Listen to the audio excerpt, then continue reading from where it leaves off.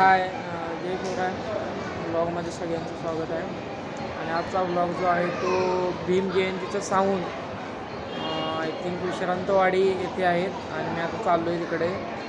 So काय मी खूप इन्स्टाला story बघितल्यात की साऊंडची थप्पी असते, 32 बेस 32 टॉप एवढा असतात.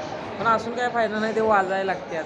कोल्हापूरमध्ये 4 बेस 2 टॉप एवढंच असते, पण साऊंड एकदम कानगच कार्यक्रम असतो लेझर शो. बघूया आता इथे काय काय आहे आणि मी दाखवतो तुम्हाला ब्लॉगमध्ये. कमेंटमध्ये नक्की सांगा कुठला साऊंड वाजतो कोल्हापूर ते पुणे, नक्की सांगा.